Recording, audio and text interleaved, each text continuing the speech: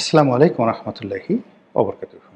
সম্মানিত দর্শক, ইরান এবং আমেরিকার যুদ্ধের যে ধারা প্রকৃতি দ্রুত পাল্টে যাচ্ছে।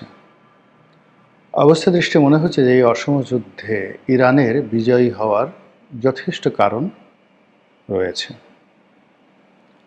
আর ইতিহাসের আলোকে যদি আমরা বিচার করি, বিশ্লেষণ করি, তাহলে এই যুদ্ধে আমেরিকার পরাজয় এবং ইসরায়েলের নিশ্চিহ্ন হয়ে যাওয়ার সম্ভাবনা ক্রমশ প্রকট হয়ে যাচ্ছে। যুদ্ধের প্রাথমিক যে শুরুটা যেভাবে হয়েছিল তাতে সবাই ধারণা করেছিলেন যে ২৪ ঘন্টার মধ্যে ইরান নিশ্চিহ্ন হয়ে যাবে। ইরানে যে সকল সরকার বিরোধী শক্তি রয়েছে তারা আমেরিকার মদদে এবং ইসরায়েলের মদদে ক্ষমতায় আসবে এবং বর্তমান যে ক্ষমতাসীন রেজিম রয়েছে তাদেরকে দেশ ছেড়ে পালাতে হবে অথবা ছড়িয়ে ছিটিয়ে অন্য কোথাও চলে যেতে হবে। এই ছিল অবস্থা। কিন্তু একই ইরান তার সাধারণ যে ড্রোনগুলো রয়েছে, শাহেদ ড্রোন, এক একটা ড্রোনের মূল্য $৩০,০০০, মানে অলমোস্ট ৩০ লাখ টাকা বা ৪০ লাখ টাকা। তো এরকম একটি ড্রোন দিয়ে মোটামুটি ইসরায়েল এবং আমেরিকাকে এতভাবে নাস্তানাবুদ করছে যে তাদের ৩০০ কোটি টাকা খরচ হয়ে যাচ্ছে এর একটা ড্রোন সামাল দেওয়ার জন্য। এর কারণ হলো যে তারা যে রাডার সিস্টেমগুলো চালু করেছে তার সঙ্গে সঙ্গে সেই রাডার সিস্টেমের অধীন যে অটোমেটিক স্বয়ংক্রিয় ভূমি প্রতিরক্ষা ব্যবস্থা, আকাশ প্রতিরক্ষা ব্যবস্থা তারা তৈরি করে রেখেছে। সেই ভূমি এবং আকাশ প্রতিরক্ষা ব্যবস্থায় যে সকল মিসাইল ইন্টারসেপ্টিভ বলা হয়, এই মিসাইলগুলো তারা পুঁতে রেখেছে, এটা স্বয়ংসম্পূর্ণ। তো সেখানে শাহেদ ড্রোনের মূল্য ১০,০০০ হোক না হোক, বা সেখানে যদি এমনি একটা বেলুন তারা উড়িয়ে দেয়, সেটাকেও তারা ড্রোন মনে করে বা ক্ষেপণাস্ত্র মনে করে একসাথে ১০ থেকে ১২টা ক্ষেপণাস্ত্র ছুটে যাচ্ছে সেটা ধ্বংস করার জন্য।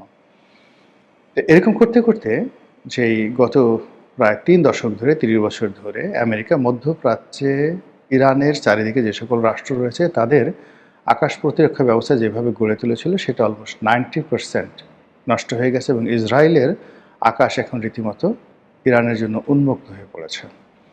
ইরান প্রথম দিকে এরকম খেলনা যে ড্রোনগুলো রয়েছে, যেগুলো অনেকটা ঠাট্টা মশকরা বলা হয়, সেই কাজগুলো করেছে। অন্যদিকে তারা যে কাজগুলো করেছে তারা অনেক কৃত্রিম, তাদের দেশে অনেক কৃত্রিম ক্যান্টনমেন্ট তারা তৈরি করেছে। অনেকগুলো বিমান যেগুলোর ছবি তারা এঁকেছে, 3D ছবি এঁকেছে। আকাশ থেকে দেখলে মনে হবে যে হাজার হাজার বিমান বা শত শত যুদ্ধ বিমান ইরান সাজিয়ে রেখেছে কোনো একটা এয়ারপোর্টে। তো এটা যাকে বলা হয় ইসরায়েল এবং আমেরিকার যে স্যাটেলাইট পাওয়ার বা তাদের যে প্রযুক্তি, তাদের যে আর্টিফিশিয়াল ইন্টেলিজেন্স, এটা ধরতে পারেনি। ফলে কি হলো, এমন জায়গাতে তারা বোম্বিং করেছে বিমান মনে করে, স্থাপনা মনে করে, ক্যান্টনমেন্ট মনে করে, যেখানে আসলে কিছুই নেই, ধু মরুভূমি। এবং এই জিনিসগুলো এখন আমেরিকা বুঝতে পেরেছে, ইসরায়েল বুঝতে পেরেছে। যখন বুঝতে পেরেছে তখন তারা রীতিমতো দেউলিয়া হতে বসেছে। এতটা দেউলিয়া হতে বসেছে যে হোয়াইট হাউসে রীতিমতো খ্রিস্টানদের যে ধর্মীয় অনুশাসন অনুযায়ী রীতিমতো, যাকে বলা হয় আমাদের দেশে যেভাবে দোয়া ইউনুসের খতম পড়া হয় কিংবা কোরআন খতম পড়া হয়, খ্রিস্টান ধর্মরীতি অনুযায়ী যে কোনো বিপদ বালা মুসিবতে যখন মানুষ দিক বিদিক কাণ্ড জ্ঞান হারিয়ে ফেলে তখন যে ধরনের ধর্মীয় আচার অনুষ্ঠান করা হয়, ঠিক এরকম আচার অনুষ্ঠান হোয়াইট হাউসে হচ্ছে ডোনাল্ড ট্রাম্পকে কেন্দ্র করে, এবং তিনি অনেকটা পাগলের মতো হয়ে গেছেন এই ইরানের এই অবস্থাতে। ফলে এই যুদ্ধ নিয়ে প্রথম যারা খুব নেতিবাচক ছিলেন তারা এখন ইরানের পক্ষে কথা বলা শুরু করেছেন এবং মধ্যপ্রাচ্য থেকে শুরু করে সকল রাষ্ট্র এখন ইরানের ব্যাপারে বলতে গেলে ভীত সন্ত্রস্ত হয়ে পড়েছে এবং আমেরিকাকে নিষেধ করে দিয়েছে যে তাদের ঘাঁটি ব্যবহার করা যাবে না। আর এই প্রেক্ষিতে ইরান খুব স্লো অ্যান্ড স্টেডি গতিতে এগোচ্ছে। তারা আমেরিকার সঙ্গে বৈঠকে বসবে না, আমেরিকা বেঈমান মুনাফেক। ইতিপূর্বে তারা আমেরিকার সঙ্গে যেই কবারই বৈঠকে বসেছে, আমেরিকা সেই বৈঠকের মধ্যে তাদের সাথে বেঈমানি করে, মুনাফিকি করে আক্রমণ চালিয়েছে। এই কথাগুলো বলে তারা কখনো চোখ টিপ মারছে, কখনো মুচকি হাসছে এবং কতটা দৃঢ়তার সঙ্গে ইরানের যে সকল মুখপাত্র, বিশেষ করে ইরানের যে পররাষ্ট্রমন্ত্রী আছেন, তিনি যেভাবে আন্তর্জাতিক অঙ্গনে সাক্ষাৎকার দিচ্ছেন, যারা সাক্ষাৎকার গ্রহণ করছেন পশ্চিমা মিডিয়া, তারা মেজাজ হারিয়ে ফেলছেন, তারা অবাক হয়ে যাচ্ছেন। মানে ইরানের পররাষ্ট্রমন্ত্রীর মুখে হাসি, তারপরে টিটকারি, এবং মাঝে মাঝে তিনি অনেকটা হাসতে গিয়ে চোখ টিপ মারছেন। এই দৃশ্যগুলো দেখার পরে পশ্চিমা গণমাধ্যমের মাথা ঠিক থাকছেন এবং টু দ্য পয়েন্টে তারা বলছে যে আমরা এখন স্থলযুদ্ধের জন্য বসে আছি। আমেরিকা কখন আসবে, ইসরায়েল কখন আসবে, আমরা তাদের সাথে স্থলযুদ্ধ করব, এইভাবে আত্মবিশ্বাস তারা প্রদর্শন করছে। এই হলো যুদ্ধের অবস্থা। এখন এখানে ঐতিহাসিকভাবে ইরানের যে বিজয়, অর্থাৎ এই জাতিটি মানব জাতির ইতিহাসে রাজনীতি শুরু হয়েছে, মোটামুটি ইতিহাস লেখা যায় ৫,০০০ বছর। আমাদের দেশে যদি আপনি ধরুন সেই মহাভারতের যুগ, ঠিক একই সময়ে ব্যাবিলনীয় সভ্যতা, আশিরীয় সভ্যতা এবং ইরানের যে সভ্যতা, এই সময়টিতে রাজনীতি শুরু হয়েছিল ৫,০০০ বছর আগে। আর ইরানের যে ডাইনেস্টি, মানে ইরান পৃথিবী শাসন করেছে, এই ধারণাটা শুরু হয়েছিল আজ থেকে ধরুন ২৬০০ বছর আগে, মানে ২৬০০ বছর আগে, সম্রাট সাইরাস দ্য গ্রেটের জমানা থেকে। তো ৫,০০০ বছরের রাজনীতির ইতিহাস আর ২৫০০ বছরের চেয়েও বেশি সময়ের যে সাম্রাজ্যবাদের ইতিহাসে ইরান সবসময় অপরাজেয় ছিল। তাকে কেউ পরাজিত করতে পারেনি। প্রকৃতি তাকে প্রোটেকশন দিয়েছে। আর ওই ভূমি এমন যোদ্ধা তৈরি করেছে, এমন নেতা তৈরি করেছে, যে যাদের সঙ্গে সারা দুনিয়ার যত বিজেতা রয়েছেন, নামকরা জেনারেল রয়েছেন, তারা কখনো কোনো অবস্থাতেই এখানে যুদ্ধ করতে আসেননি।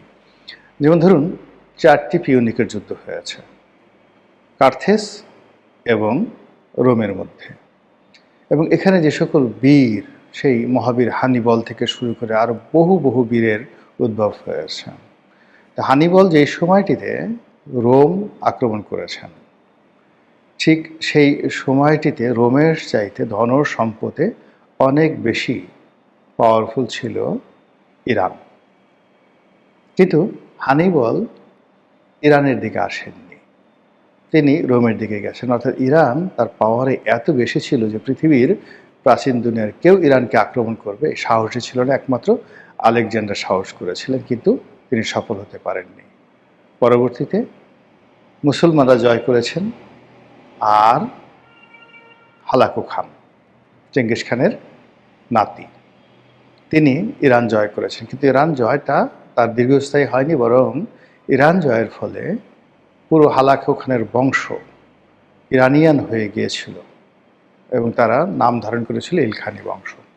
তো এই ইতিহাসের এই যে মানব গোষ্ঠীর যে মিলিটারি পাওয়ার, তাদের যে রাজনীতি করার ক্ষমতা, সেই ক্ষমতার মধ্যে ইরানের যে সুপ্রিমেসি, এটার যদি আপনি বিশ্বাস করেন, তাহলে সেই তুলনায় ইসরায়েল এবং আমেরিকা তাদের কাছে শিশু। ইতিহাসের প্রেক্ষাপটে ঐতিহাসিকভাবে ইরানের বিজয়ের এই একমাত্র এবং প্রধান কারণ। অন্যদিকে নতুন যারা ধনী হয়, ধরুন একটা মানুষ 4টি জেনারেশন লাগে আভিজাত্য অর্জন করতে। ধরুন আমি ধনী হলাম, আমার ছেলে, তার ছেলে, তার ছেলে, এভাবে 4টি জেনারেশন যদি সমপর্যায়ের সেই অর্থনৈতিক সঙ্গতি, রাজনৈতিক পাওয়ার, শিক্ষা দীক্ষা, বিদ্যা বুদ্ধি, চরিত্র, সততা সব মিলিয়ে একটা ধারাবাহিকতা রাখতে পারে, তাহলে 4র্থ জেনারেশনে গিয়ে সেই আভিজাত্যটা তৈরি হয়। মুঘলদের মধ্যে ধরুন 4র্থ জেনারেশনে বাদশাহ শাহজাহান। তো বাদশাহ শাহজাহান থেকে মূলত এই আভিজাত্য, মুঘলদের যে আভিজাত্য, এটা শুরু হয় মুঘল সম্রাট শাহজাহান থেকে। তাহলে আপনি চিন্তা করুন যে তাদের শুরুটা হয়েছিল বাবর থেকে, বাবরের পরে আসলো আকবর, হুমায়ুন, হুমায়ুনের পরে আকবর, আকবরের পরে জাহাঙ্গীর। এই 4টি জেনারেশন শুধুমাত্র ভিত্তি তৈরি করেছে। একইভাবে অটোম্যানদের মধ্যে গিয়ে দেখেন যত নাম কাম যা কিছু আছে, তারা প্রচুর বিজয়ী, কিন্তু এই ডাইনেস্টির যে যাকে বলা হয় ভিত্তি, এই ডাইনেস্টির যে সুনাম সুখ্যাতি, এটা আসছে সম্রাট সুলেমান দ্য গ্রেটের জমানা থেকে। তিনিও 4র্থ জেনারেশনের সম্রাট। তো যেটা বলছিলাম, তো সেই অর্থে আমেরিকা জাতি হিসেবে, অর্থাৎ একটা জাতি হিসেবে এখনও প্রথম জেনারেশনে রয়ে গেছে। ফলে প্রথম জেনারেশনের মধ্যে কখনো তাদের মধ্যে জন এফ কেনেডি তৈরি হয়, তাদের মধ্যে আব্রাহাম লিঙ্কন তৈরি হয়, তাদের মধ্যে সেই আবার ডোনাল্ড ট্রাম্প তৈরি হয়, হ্যারি কে ট্রুম্যান তৈরি হয়ে যায়। তো এর কারণে কি হলো যে এদের যে জাতিসত্তা, এদের যে বিশ্বাস, এদের যে অহমিকাবোধ, এদের যে steady, just not like Iran or not like turkey, তুরস্কের মতো তারা নন, অর নট লাইক ইংল্যান্ড, ইংল্যান্ডের মতো তারা এখনও হতে পারেননি, জার্মানির মতো তারা হতে পারেননি, ফ্রান্সের মতো তারা হতে পারেননি। এখন তারা ওই যে আমাদের দেশের নতুন সুদখোর মানুষ যেভাবে হঠাৎ করে টাকা পয়সা হলে তো ধরাকে সরাক জ্ঞান করে, ওইরকম একটা অবস্থা তৈরি হয়েছে। এবং এইরকম মানুষদের সবচেয়ে বড় সমস্যা হলো গোয়ার্তমি, অহমিকাবোধ, যেটা ডোনাল্ড ট্রাম্পকে পেয়ে বসেছে। আর যখন একটা মানুষের উপর অহমিকা ভর করে, সে তখন মানুষকে মানুষ জ্ঞান করে না, নিজেকে আর মানুষ ভাবে না, আর তার মস্তিষ্ক কখনো তাকে সৎ পরামর্শ দিতে পারে না। অহমিকার কারণে সব তছনছ হয়ে যায়। ইরানের এই যুদ্ধটি প্রয়োজন ছিল না আমেরিকার জন্য। আমেরিকার সাধারণ জনগণ বলছে যে একটি অনাহত, অপ্রয়োজনীয় একটি যুদ্ধ এই মুহূর্তে ডোনাল্ড ট্রাম্প তাদের জন্য শুরু করেছেন, যার কোনো প্রয়োজন ছিল না। আমাদের অভ্যন্তরীণ সমস্যা নিয়ে আমরা পারছি না, ফলে ইরানের জনগণের মনোবল ভেঙে গেছে, সেনাবাহিনীর মনোবল ভেঙে গেছে, স্বয়ং ডোনাল্ড ট্রাম্পের মনোবল ভেঙে গেছে, যা কিনা তার পরাজয়ের জন্য যথেষ্ট। এবার আসি ইসরায়েল সম্পর্কে। ইসরায়েল এই জাতিটিকে বলা হয় পৃথিবীর সবচেয়ে সভ্যতম শক্তিশালী জাতিগোষ্ঠীগুলোর মধ্যে অন্যতম, যাদের প্রতি আল্লাহ রাব্বুল আলামিন দয়া করেন প্রায়। কেন করেন এটা আল্লাহ ভালো জানেন। তিনি তাদেরকে অর্থ দেন, ক্ষমতা দেন, প্রযুক্তি দেন, সাম্রাজ্য দেন, এবং হাজার হাজার বছর ধরে এই বনী ইসরায়েল জাতি যখন শুরু হলো, আপনারা জানেন যে হজরত ইব্রাহিম আলাইহিস সালামের দুই ছেলে, হজরত ইসমাইল আলাইহিস সালাম, যার থেকে আমরা আসছি বনু ইসমাইল, আরেকটা হলো হজরত ইসহাক আলাইহিস সালাম। হজরত ইসহাক আলাইহিস সালামের যে ছেলে হজরত ইয়াকুব আলাইহিস সালাম, যার অন্য নাম ছিল ইসরায়েল, এবং সেই ইয়াকুব আলাইহিস সালামের যে 11টি সন্তান, সেই 11টি সন্তান, সেখান থেকে যে বংশটা তৈরি হয়, এরাই বনি ইসরায়েল বা বনু ইসরায়েল। এই বনি ইসরায়েল জাতির মধ্যে সর্বপ্রথম উল্লেখযোগ্য ব্যক্তি হলেন হজরত ইউসুফ আলাইহিস সালাম। এরপর এখানে হজরত মুসা আলাইহিস সালাম এলেন। হজরত মুসা আলাইহিস সালামের ভাই হজরত হারুন আলাইহিস সালাম, যাকে আমরা অ্যারন বলি, তিনি এলেন। এরপরে হজরত দাউদ, হজরত সুলাইমান থেকে শুরু করে বহু সংখ্যক লক্ষ লক্ষ নবী, রাসূল, রাজা, বাদশাহ বিভিন্ন সময় এসেছেন এবং তারা দুনিয়া শাসন করেছেন। আল্লাহ রাব্বুল আলামিন এই জাতিকে নিয়ামত দিয়েছেন, আবার এদের অহংকার, এদের পাপকর্ম, এদের অনাচারের কারণে কখনো ফেরেশতা পাঠিয়ে, কখনো অন্য বিজেতাদেরকে এনে, কখনো অন্য দেশ থেকে রাজা বাদশাদেরকে এনে, এইরকম, যেমন সায়রাসকে দিয়েই তিনি এই বনী ইসরায়েল জাতিকে ধ্বংস করেছিলেন। এই যে পারস্যের সম্রাটদা সায়রাসদা, তাকে দিয়ে, এরপরে ব্যাবিলনের বেশ কয়েকজন সম্রাটকে দিয়ে বেশ কয়েকবার পুরো ফিলিস্তিন তছনছ করে দিয়েছিলেন। হজরত মুসা আলাইহিস সালামকে দিয়ে এই ফিলিস্তিনকে তছনছ করে দিয়েছিলেন তিনি, স্বয়ং আল্লাহ। এরপরে জিবরাইলকে পাঠিয়ে, এই যে দেখেন এদের যে ডেড সি, পুরো জমিনকে দেখে আল্লাহ রাব্বুল আলামিন উল্টে দিয়েছিলেন। এদেরকে প্লেগ দিয়েছে, এদেরকে গুটি বসন্ত দিয়েছে, কলেরা দিয়েছে, এদের জীবন শত শতবার আল্লাহ রাব্বুল আলামিন প্রাকৃতিক বিপর্যয় দ্বারা, মানুষের বিপর্যয় দ্বারা তাদের অস্তিত্ব বিলীন করে দিয়েছে, এবং তারা এই এলাকাতে থাকতে পারেনি। এবং এই এলাকাতে কখনো মুসলমানরা শাসন করেছে, এলাকাতে কখনো খ্রিস্টানরা শাসন করেছে, আবার কখনো কখনো এরা সেখানে ফিরে এসেছে। এবং সর্বশেষ দ্বিতীয় বিশ্বযুদ্ধের পরে তারা ফিরে এসেছে খুব অসহায়, দুর্বল এবং মুসলমানদের হাতে পায়ে ধরে। মুসলমানরা তাদেরকে আশ্রয় দিয়েছে। সেই আশ্রিত মুসলমান জাতিকে তারা এখন যে কাজকর্ম করছে, সঙ্গত কারণেই আল্লাহ রাব্বুল আলামিন ইজ্জতের মালিক, তিনি ভালো জানেন। কিন্তু বনী ইসরায়েল জাতি দ্বিতীয় বিশ্বযুদ্ধের পর মুসলমানদের সাথে যে কাজ করেছে, তারা হাইফাতে যে কাজ করেছে, নাবলুসে যে কাজ করেছে, জেরিকোতে যে কাজ করেছে, পশ্চিম তীরে গাজাতে যে কাজ করেছে, এটা যে কোনো মানুষ সে সহ্য করতে পারবে না, প্রতিশোধ নেবে। ফলে অবস্থা দৃষ্টি মনে হচ্ছে যে তারা এই সময়টাতে যে অপকর্মগুলো করেছে, তাদের পতন অনিবার্য হয়ে পড়েছে প্রাকৃতিকভাবে। এবং বনী ইসরাইল জাতির যখন পতন হয় তখন তারা পরাজিত হয় না, তখন তাদের পতন হয় এবং তাদের যে রাজ্য বা রাষ্ট্র বা সাম্রাজ্য আল্লাহ রাব্বুল আলামিন দিয়ে থাকেন, সেই সাম্রাজ্য জমিনের বুক থেকে তারা আল্লাহ বিলীন করে দেন। এখন ইসরায়েলের যে অবস্থা, আমেরিকার যে অবস্থা, পৃথিবীর দুটো পরাশক্তি, অর্থবিত্ত ক্ষমতা, এর সঙ্গে আসলে কোনো অবস্থাতেই যারা যুদ্ধ করছে আমেরিকা, তাদের কোনো মানে যারা যুদ্ধ করছে আমেরিকা এবং ইসরায়েলের সঙ্গে কোনো অবস্থাতেই ফিলিস্তিন, প্যালেস্টাইন বা ইরানের তুলনাই করা চলে না। এমনকি বদরে যে যুদ্ধ হয়েছিল, অসম যুদ্ধ, সেই যুদ্ধের সঙ্গে তুলনা করা যায় না। ইরান এত দুর্বল।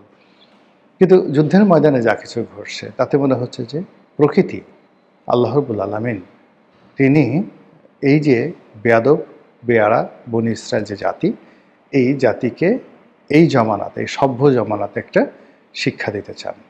আর এই শিক্ষাটা যদি ইরান আমেরিকা যুদ্ধের মাধ্যমে হয়, তাহলে সম্ভবত মানচিত্রটি থাকবে না।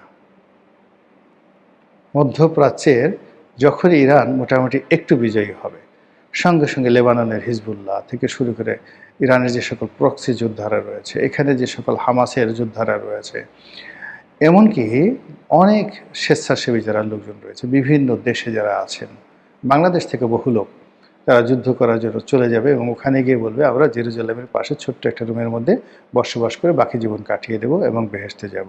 তো এই যে একটা অবস্থা তৈরি হয়েছে, দেখা যাক আল্লাহ শেষ পর্যন্ত আমাদের তকদিরে, বিশ্ববাসীর তকদিরে কি নসিব করেন।